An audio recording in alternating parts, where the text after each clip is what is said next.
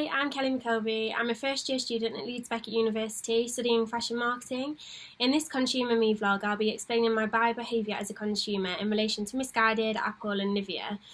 Firstly, however, I'm going to ask the question, what is marketing? It is defined as the action or business of promoting and selling products or services, including market research and advertising. Moving on to my first brand, Missguided. For this product, I was both the consumer and the customer, so I bought it and I'm also the one using it and wearing it. This product being... This particular product for me was a limited problem solving situation, this being due to the fact that it is a less frequent purchase, especially due to me being a student and being on such a high budget. I'm unable to buy clothes as much as I'd like to, so this required a more deliberate decision process, meaning that I was more than sure I would be buying this coat in comparison to an impulse buy purchase, such as something which is placed next to the till at a shop, or a coffee in the morning, which is in someone's routine, so it then becomes a habit to them. When using consumer involvement theory to this, I did realise that it does have quite high involvement, as it has quite a symbolic meaning to me in comparison to, say, coffee in the morning, and the price is higher than everyday purchases, meaning the frequency of this purchase was quite low. My decision making on this particular coat was firstly the fact that I needed a new in-trend winter coat. I felt like my old coats were not providing me with the warmth I specifically needed, so therefore this made me acknowledge that I needed a new one.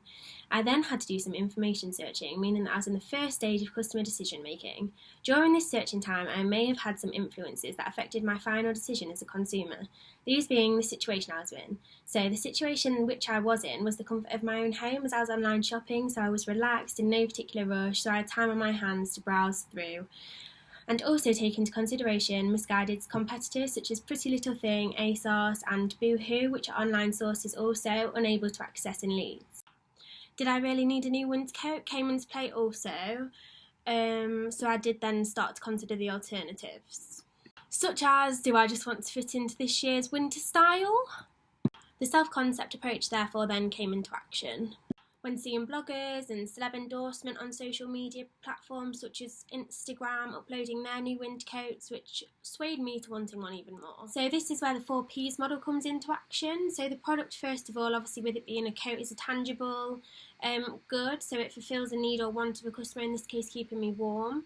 The prices on Missguided are always what you expect. They're never really out of hand, they're always reasonable, and the products are always worth the price. The place for me was ideal as it was online and I didn't have a chance to nip into town that day, and then the delivery came within a day, so it came the next morning, which was perfect. There was a promotion of 40% off on Missguided at this time, so this made me make Missguided a priority and cancel out all the other websites. 40%, this was perfect for me as being on such a budget.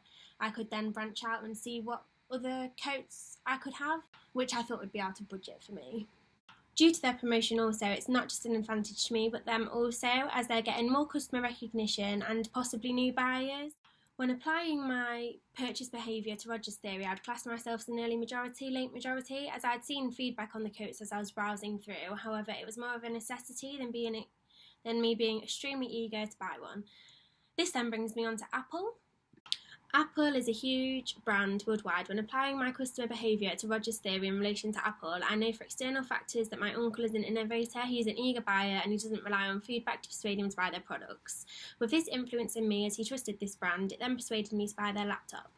This again making me an early, late majority, as I looked at feedback and I have trust within my uncle as he always has such positive feedback about their gadgets.